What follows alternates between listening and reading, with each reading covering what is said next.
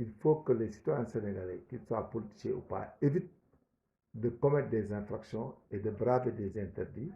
pour après se victimiser. Parce qu'on va arriver un jour où les forces de sécurité et de défense qui jouissent de ce qu'on appelle les faits justificatifs et de l'ordre de la loi, le commandement légitime, qui dans l'exercice de leurs fonctions ont le droit parfois de jouir de la légitime défense parce qu'elles sont elles-mêmes menacées de domicile, de blessures et de coups, ou bien que les postes qu'ils gardent hautes, on va en arriver, et que des citoyens sénégalais aussi, voire des droits humains,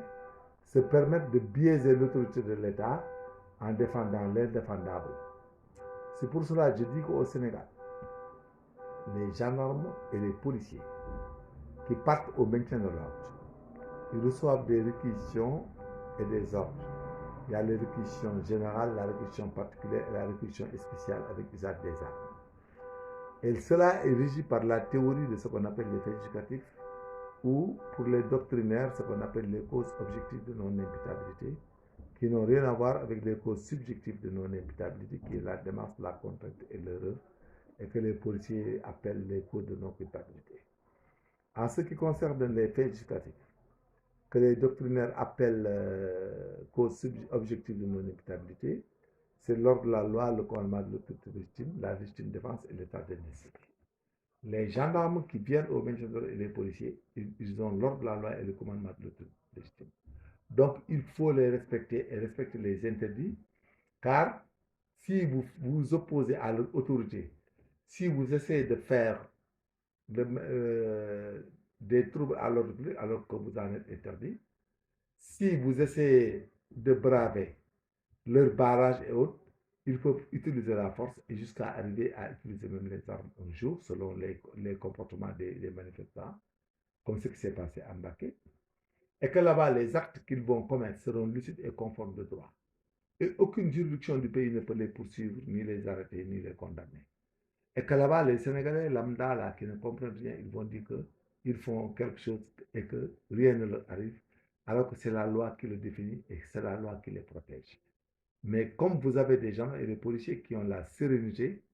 et qui vous donnent les chances de vous raisonner et de revenir à l'orthodoxie, il faut faire attention. Les gendarmes et les policiers, ils ont le droit, pour les intellectuels, je parle toujours parce que j'ai vu que dans l'opposition, il y a beaucoup d'intellectuels qui aiment théoriser.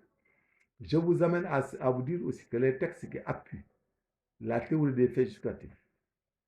et des causes objectives de non-imputabilité, parce que vous avez des juristes là qui en parlent tout le temps, s'ajoutent des textes spéciaux en ce qui concerne les gendarmes et les policiers. Et pour les gendarmes, c'est le décret 74-511 qui leur donne possibilité, qui leur donne droit d'user de leurs armes lorsque les violences sont telles qu'elles ne puissent être vaincues que par les usagers des armes. Et ça a été le cas de ce que j'ai vu des gens qui ont foncé sur des policiers et voire sur des gendarmes. Quand vous foncez sur des policiers et sur des gendarmes et que vous exercez des violences sur eux, ils ont le droit d'utiliser les armes parce que les violences, lorsque les violences sont telles qu'elles ne puissent être vaincues par les usagers des armes. Lorsque ces gendarmes-là occupent des postes ou gardent des postes, des embarcations, des autorités et autres, et parce que aussi j'ai vu sur les toiles des gens qui disent attaquez ici, attaquez là-bas. Si vous attaquez, les gendarmes ont le droit au